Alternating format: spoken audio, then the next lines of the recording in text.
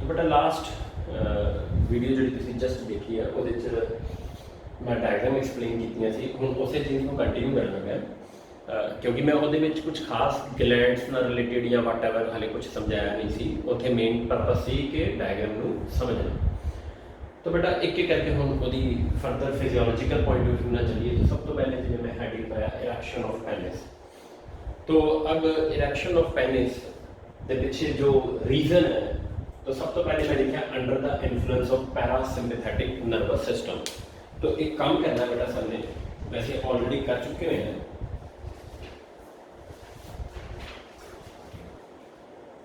एक बॉक्स बनाना है, मेरे को जगह थोड़ी है, उत्थे 4 पॉइंट्स आने, ठीक है जी। इरेक्शन ऑफ पेनिस ਉਹਦੇ ਲਈ पैरासिम्पैथेटिक न्यूरल सिस्टम, इजैकुलेशन का मतलब सीमन हम आप गल करेंगे बाहर आना, सीमन का बाहर आना, सिंपैथेटिक नर्वस सिस्टम। और वेरी इंपॉर्टेंट दो आप प्लस 1 पढ़े सी, एक यूरीनेशन बेटा याद है, एक्रोनिम कई याद आ गया होगा जो अपने को ही विजडम में पढ़े हैं। स्लड किहदे फंक्शन सी पैरासिम्पैथेटिक न्यूरल सिस्टम के। बेटा जिन्होंने नहीं याद है एक बार फिर बॉक्स बना के नोट करेंगे, जिन्होंने याद है उन्होंने भी नोट करना कर लो। पैरासिम्पैथेटिक न्यूरल सिस्टम के फंक्शन याद करने का एक्रोनिम बना के दसिया सी स्लड। इस स्लड के एस क्या सी सलाइवेशन, एल क्या सी लैक्रीमेशन, टीयर्स का बाहर आना, सलाइवेशन सलाइवा का बाहर आना। और यू क्या सी यूरीनेशन, यूरिन का बाहर आना। जिवें आप यूरिन रिलीज करते हैं तो ब्लैडर क्या करता है कॉन्ट्रैक्ट करते यूरिन बाहर आता है। और अगर डी याद हो डाइजेशन खाना डाइजेस्ट करना। और ए अगर डी का मतलब क्या सी डिफिकेशन, फीकल मैटर का बाहर आना। मतलब यूरिन और फीकल मैटर का बाहर आना है, दोनों कौन देख रहे हैं।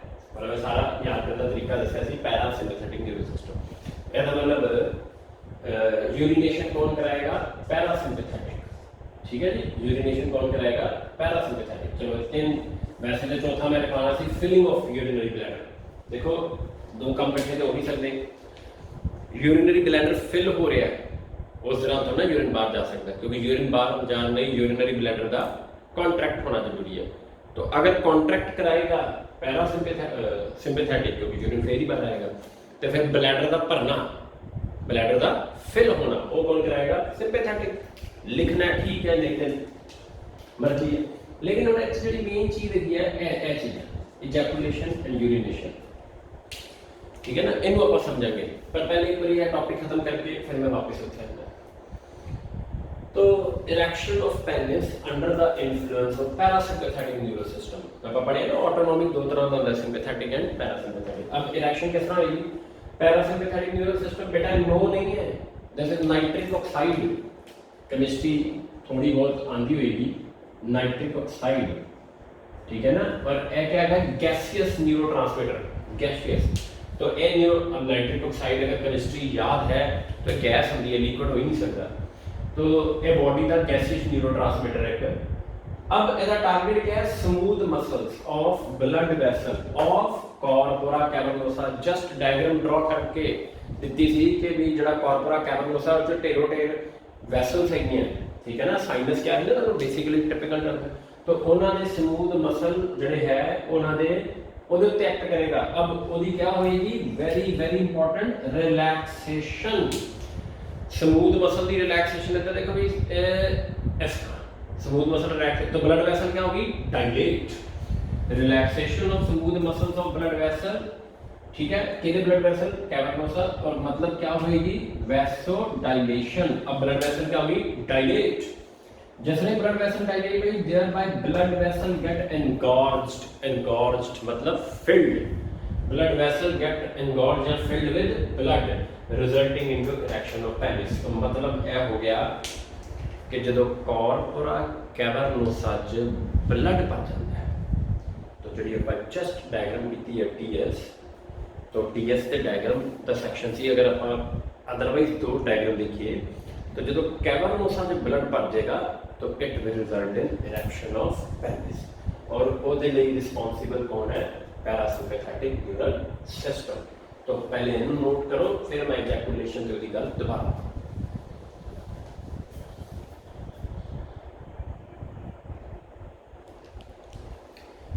बेटा एक डिसऑर्डर है इम्पोटेंस। इम्पोटेंस का दूसरा नाम है इरेक्टाइल डिसफंक्शन। तो आगे जाके एक टॉपिक करांगे रिप्रोडक्टिव हेल्थ। ਉਹਦੇ ਚ डिस्कस होएगा कि कई बार इस तरह होंगे a couple is unable to produce young one, मतलब यह कह सकते हैं कि भी एक कपल मैरिज हो गई है लेकिन समहाउ कुछ प्रॉब्लम है, they are unable to reproduce या यह कह सकते भी मतलब कोई इशू नहीं जनरेट हो रहा, ठीक है जी, बच्चे का जन्म।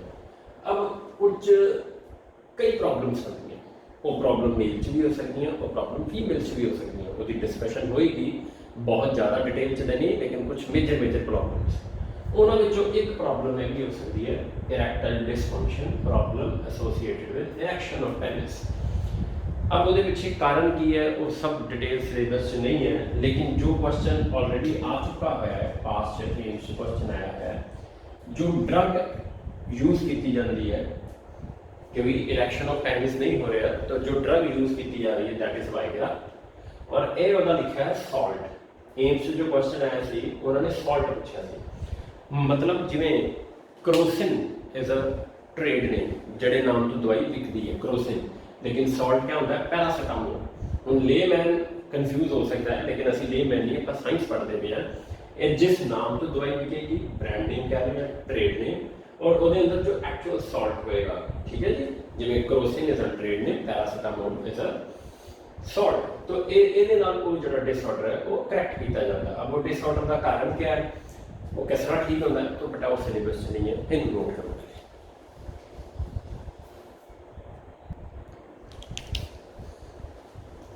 तो बेटा ए मैं दसिया सीमन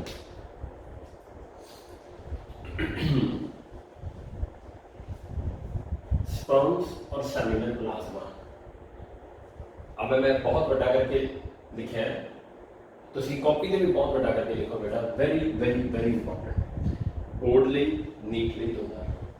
पहली गल तो सेमिनल प्लाज्मा क्या है, सिक्रीशन की सेमिनल वेसिकल याद है तीन तरह, देखो अगर मैं कोई पूछे ग्लैंड्स दी टाइप्स कितनी है तो तुम कहोगे 3, seminal vesicle, prostate gland and bulbourethral या कॉपर, दोनों से कोई एक नाम है, seminal vesicle, prostate and bulbourethral. लेकिन नंबर 2 है क्योंकि दोनों पेयर्ड है और एस सिंगल सी, नंबर क्या हो गया 5, टाइप्स क्या हो गया 3, क्लियर। तो पेयर्ड सिंगल इन सब की सक्रीशन को क्या कहते हैं सेमिनल प्लाज्मा। तो एक नंबर का क्वेश्चन भी आ सकता है। अब कंपोजिशन पहले तो सारा एक एनसीईआरटी मैं अपने तरीके लिखा है, कंटेंट सारा एनसीईआरटी का है लेकिन प्रेजेंटेशन थोड़ी डिफरेंट है, बढ़िया तरीके की तो याद करना सारा। कैल्शियम मोटिलिटी नहीं चाहिए, स्पर्म मोटिलिटी, ठीक है ना, कैल्शियम की जरूरत है। फ्रक्टोज ऑब्वियस है, नरिशमेंट है, न्यूट्रिएंट हो गया किसी स्पर्म इज अ सेल। तो बेटा बॉडी च फ्रक्टोज किसी भी नहीं होता एक्सेप्ट फॉर सीमन। ਇਹਦਾ मतलब फीमेल से बिल्कुल नहीं होएगा फ्रक्टोज, मेल ਦੇ ਵਿੱਚ ਕਿੱਥੇ ਪਾਇਆ ਜਾਏਗਾ इन सीमन, ठीक है, फीमेल से नहीं होएगा, मेल ਦੇ सीमन ਦੇ ਵਿੱਚ होएगा। अगर फीमेल जेनाइटल ट्रैक्ट च फ्रक्टोज पाया जाता है ਇਹਦਾ मतलब मेल और फीमेल कॉपुलेशन हो चुकी है, ठीक है जी। तो ये जड़े ये भी एक तरह के फॉरेंसिक टेस्ट ही आते हैं। तो कंपोजिशन च calcium, fructose and certain enzymes, clear. तो एनसीईआरटी के अंदर लिखा है, पहले इनको याद करो, ठीक। और बाद स्पर्म का काउंट क्या है 200 तो 300 मिलियन इन सिंगल इजैकुलेशन, ठीक है। और very very very important for normal fertility of these at least 60% highlight करो, नॉर्मल शेप एंड साइज और ਉਹਦੇ ਵਿੱਚੋਂ ਐਟਲੀਸਟ 40% ਦੀ ਵਿਗਰਸ ਮੋਰਟੈਲਿਟੀ। पहले नोट कर लो फिर मैं दस रहा को। तो बेटा ये याद इस तरह कर सकते हो, जब लर्निंग तो है ही है, ट्रिपल एस एक्रोनिम बना लें। देखो किस तरह, शेप साइज 60, नीट से जिन्हें क्वेश्चन है, नीट से तो काम और आसान है, तो शेप साइज 60 मतलब 60% को शेप एंड साइज। अब ऑब्वियस है मोटेलिटी वाले 40, क्योंकि पेपर चलना याद रहता ही रहता है कि कोई एक 60 सी 40 वैल्यू थी, जो बार बार पढ़ोगे कन्फ्यूजन है हो जाएगी कि शेप वाला 60 सी कि मोटेलिटी वाला। 100% कन्फ्यूजन तो यही होनी है। ਉਹਦਾ तरीका दसता ट्रिपल एस करके याद कर लो, ठीक है। फिर 40% वाला क्या हो गया, मोटेलिटी। तो मतलब ये कह रहे हैं कि भाई इतने million 200 to 300 million sperm single ejaculation one time जो सीमन बाहर आता है। तो अब इजैकुलेशन क्या हो गया, सीमन का यूरिथरल मीटस तो या ओपनिंग तो बाहर आना। लास्ट डायग्राम दे मैं जो लास्ट एक लेबलिंग की थी यूरिथरल ओपनिंग या मीटस, ਉਹਦੇ थ्रू सीमन का बाहर आना ਉਹਨੂੰ क्या कहते हैं, इजैकुलेशन। तो इजैकुलेशन ब्रेन का केड़ा पार्ट, मतलब ऑटोनॉमिक का केड़ा पार्ट, सिंपैथेटिक, जबकि इरेक्शन पैरासिम्पैथेटिक नर्वस सिस्टम। ठीक हो गया। अब देखो एक क्वेश्चन आंदा माइंड से कि urethra is common path for both urine and semen. Urethra जो ही सीमन, यूरिथ्रा दे विचों ही यूरिन। तो क्वेश्चन आता है कि but one at a time, या यूरिन आएगा या सीमन। उसका कारण है यूरिनेशन लिए कौन रिस्पॉन्सिबल है, पैरासिम्पैथेटिक, और इजैकुलेशन लिए कौन रिस्पॉन्सिबल है, तो दोनों इकट्ठे से काम करेंगे नहीं। इससे करके या यूरिन बाहर आएगा तो या सीमन, क्योंकि जो यूरिन बाहर आना है तो इन्हें कराना है, और अगर सीमन बाहर आना है तो इन्हें कराना है। तो urination and ejaculation both are never together, क्योंकि sympathetic neural system is responsible for ejaculation और यूरिनेशन जो है that is due to parasympathetic. ठीक है, सिंपैथेटिक ने इजैकुलेशन, पैरासिम्पैथेटिक ने, इस करके दोनों इकट्ठे पॉसिबल नहीं है। क्लियर है जी। तो यूरिन या सीमन दोनों जो एक ही एट टाइम आएगा, लेकिन ट्रैक एक ही है बेटा। तो ये लर्निंग है, और ये भी मैं लिखा है semen single ejaculation 3 to 4 ml। ठीक है, डाटा तो ही नोट कर ले। नेक्स्ट, तो बेटा नोट बना के लिखो, नोट बना के लिखो। if sperm count is less than 20 million per ml, if sperm count is less than 20 million per ml of semen, the male becomes sterile. Male becomes sterile. ਹੁਣ बेटा मैं कुछ NCERT हेडिंग पाओ बड़ा सारा, ठीक है। उसके बाद आप नियरली 5 पॉइंट्स लिखांगे बड़े बड़े करके, खुले खुले। ठीक है बेटा, खुले खुले करके लिखने हैं, जो मैं जो भी लिखाऊंगा काफी बेटर। ठीक है बेटा जी, इतना फोन साइज हो गए, बहुत इंपॉर्टेंट पॉइंट है। पहला पॉइंट लिखो, ये सारा NCERT की जगह इकट्ठी कर देना। पहला पॉइंट लिख दो, पहला point, male sex accessory ducts, male sex accessory ducts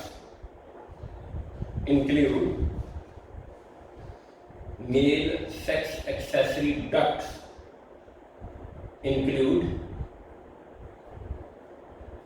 retetestis, vasa efferentia, epididymis and vas deferens. Male sex accessory duct, इनको अंडरलाइन भी कर लो। Male sex accessory ducts include retetestis, vasa efferentia, epididymis and vas deferens। 4 आ गया बेटा, ठीक है जी, 4 आ गया। अगला point, यहाँ एक काम करो, अगला पॉइंट नहीं, पहला बना के लिखो, पहला बना के लिखो बेटा, पहला बना के लिखो। These ducts, पहला बना के लिखो, these ducts store and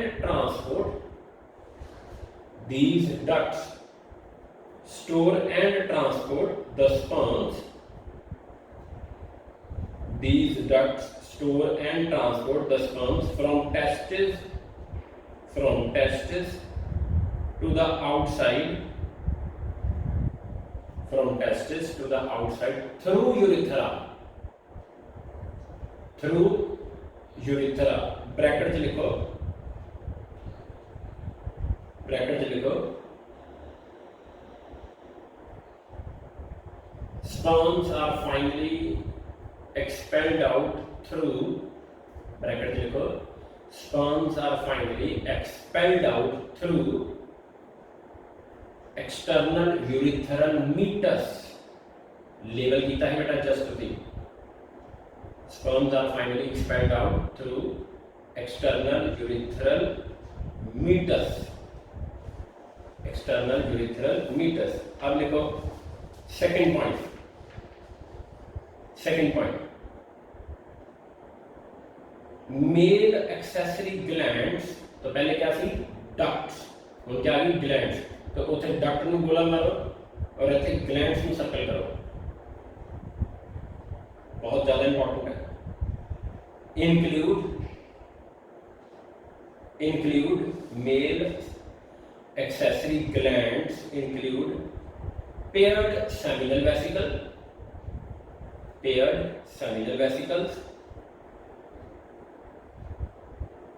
a prostate gland and paired bulbourethral gland।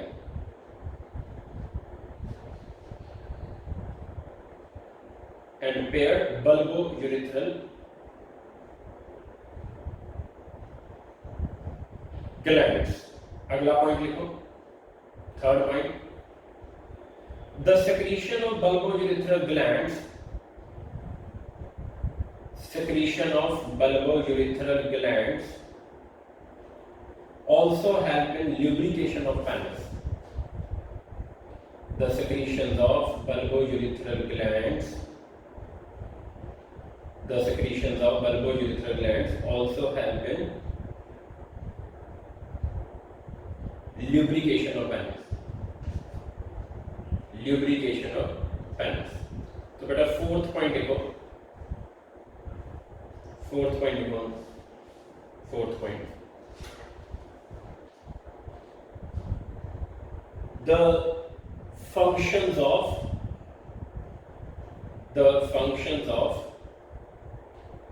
male sex accessory ducts,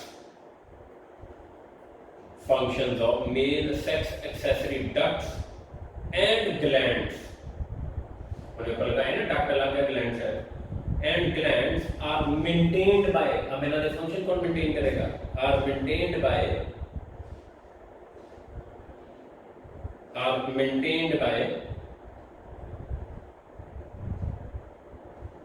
testicular hormone, testis तो आया ना, तो testicular hormone, androgens, testicular hormone androgens, bracket चलेगा टेस्टोस्टेरोन, ब्रैकेट जाएगा टेस्टोस्टेरोन। अब लास्ट पॉइंट देखो,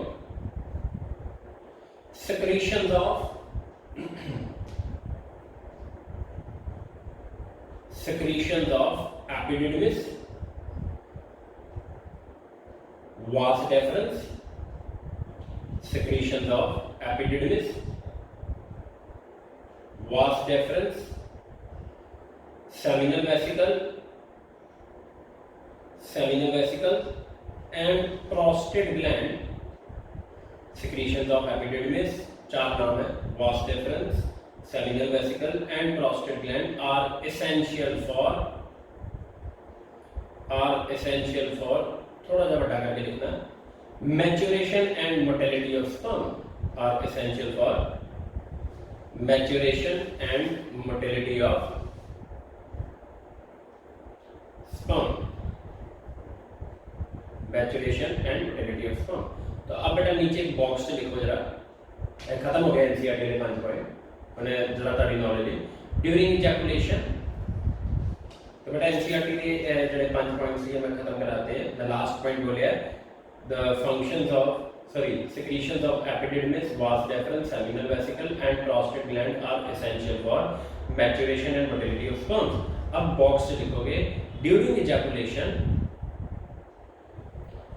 ejaculation secretion of bulbourethral glands,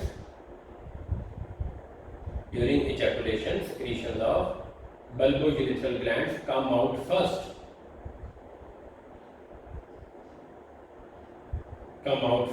so as to neutralize acidity of urethra,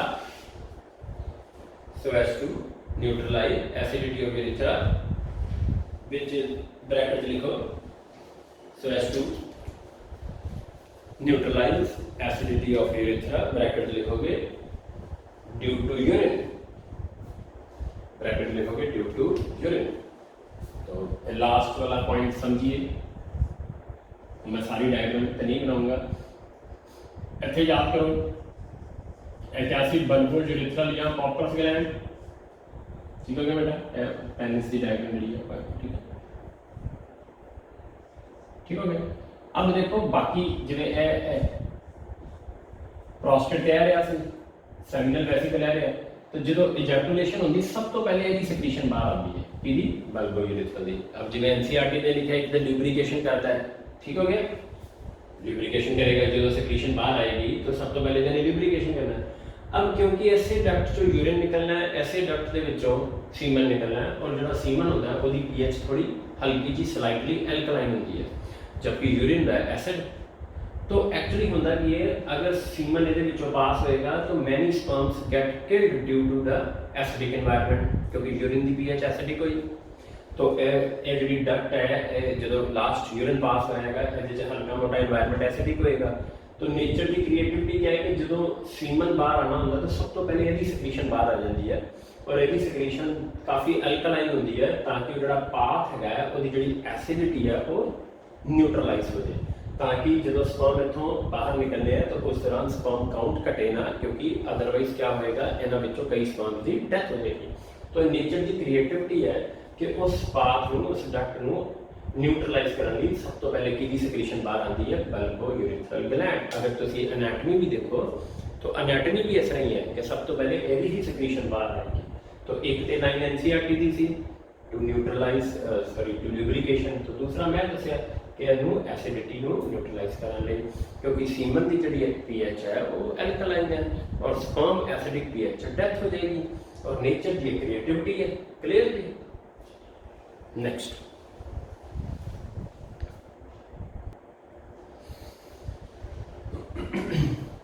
तो बेटा अगला टॉपिक है प्यूबर्टी।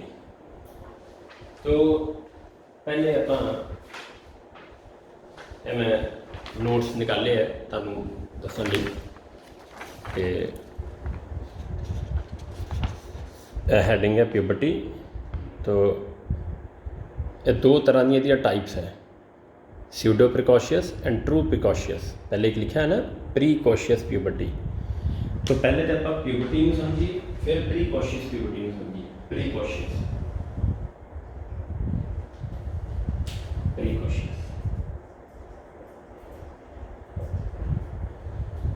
जो मेल या फीमेल जो सैक्स ऑर्गन मैच्योर होने शुरू हो जाते, देखो जो बच्चा होंगे और गमीट्स नहीं बनते, अल्टीमेटली एक स्टेज आती गमीट्स बनने शुरू हो जाते हैं, और सैक्स ऑर्गन तो होंगे है लेकिन उस लैवल पर मैच्योर नहीं होंगे कि जो रिप्रोडक्शन हेल्प कर सकन। तो जो वो मैच्योर हो जाए और गमीट्स बनने शुरू हो जाए तो असी कह दें कि प्यूबर्टी आ गई है। तो वैसे जो प्यूबर्टी आने की एज है वो 10 साल के बाद ही होती है, 10 तो 14-15 साल च। देखो अजकल प्यूबर्टी क्योंकि हार्मोनल डिस्टर्बेंस है बहुत ज़्यादा, तुम यह कह सकते हो फिल्मों का इन्फ्लुएंस या आस पास का माहौल इस तरह का है।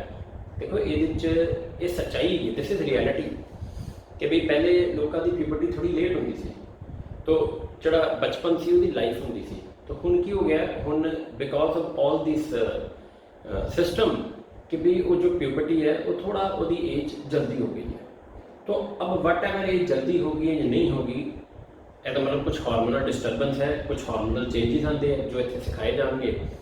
तो एक क्वेश्चन माइंड से आता है कि भाई प्यूबर्टी 10 साल के बाद आई या 11 साल के बाद आई या 12 साल पहले क्यों नहीं आई? ਇਹ ਵੀ ਮਾइंड 'ਚ क्वेश्चन आना चाहिए कि भी बच्चे के जन्म तो ही सैक्स ऑर्गन क्यों नहीं मैच्योर हो गए, गैमीट्स बनने क्यों नहीं शुरू हो गए।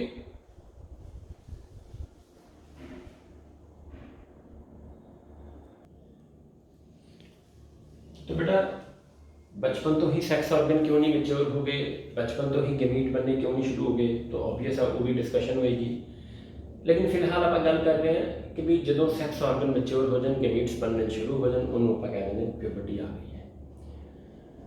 अब वो पिछे कोई साइंस है कि भी पर्टिकुलर एज ही प्यूबर्टी क्यों आती है, मतलब why at the age of 12 years और सो, ठीक है जी।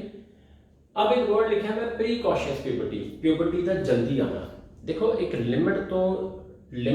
लिमिटेड टाइम तो पहले प्यूबर्टी का आना, that is also wrong. Wrong in what sense, wrong in what sense मतलब कितने ना कितने कोई ना कोई हार्मोनल डिस्टर्बेंस है। वो जी प्यूबर्टी को आप कहते हैं प्रीकॉशियस प्यूबर्टी, एज तो पहले आ गई। मान लो 7-8 साल की उम्र के ही प्यूबर्टी आ जाए, ठीक है ना।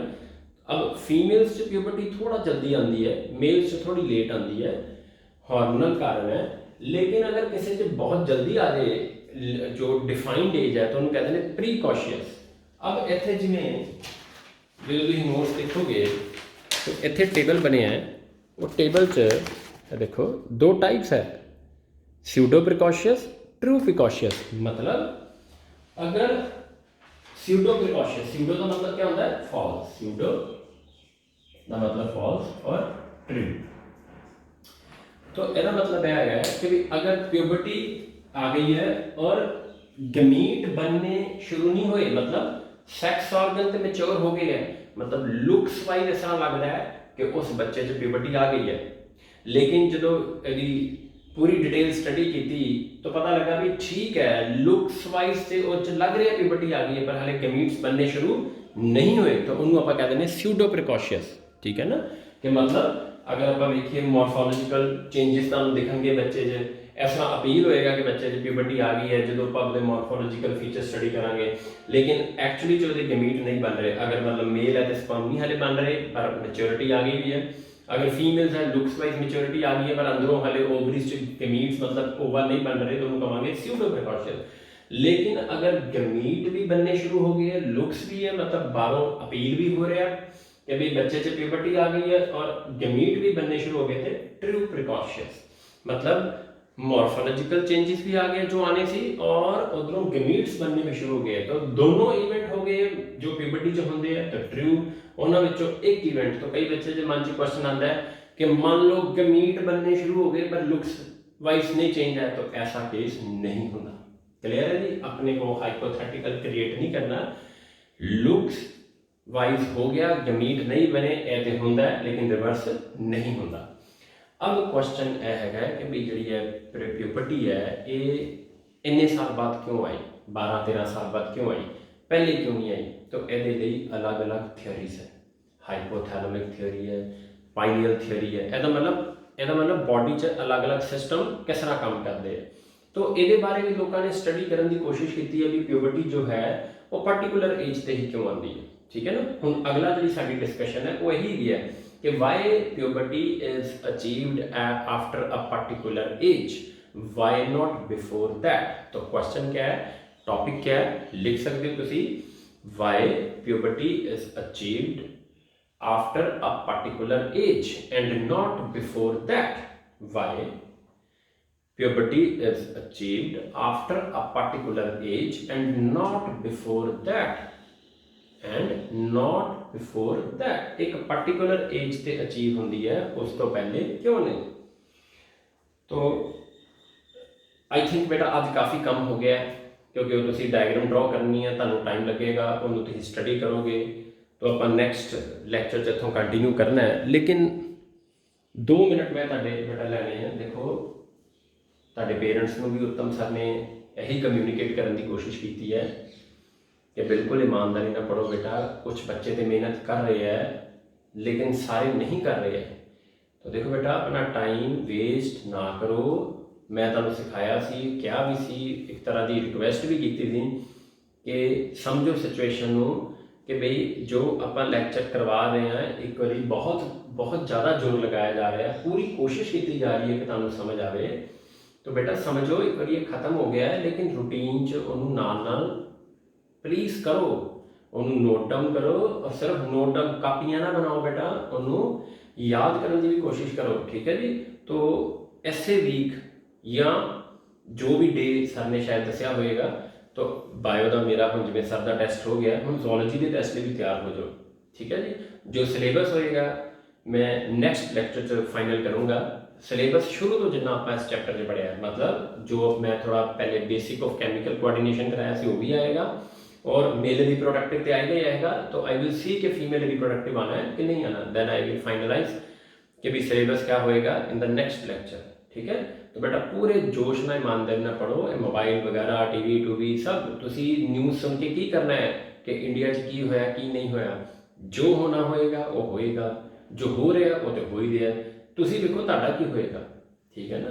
तो बेस्ट क्या है कि डीमोटिवेशनल न्यूज़ वगैरह ना सुनो बेटा, मैं भी नहीं सुनता ज़्यादा, मतलब बहुत थोड़ी इग्नोर करीदा, तुसी भी इग्नोर करो बेटा, क्योंकि अननैसेसरली नैगेटिविटीज़ क्रिएट होंगी। मन शांत रखना है, तो रिलैक्स होकर पढ़ो। अगली बारी थोड़ा हिसाब भी दिया करांगे, लेकिन बहुत जरूरी है सीरियसली पढ़ना, ठीक है जी।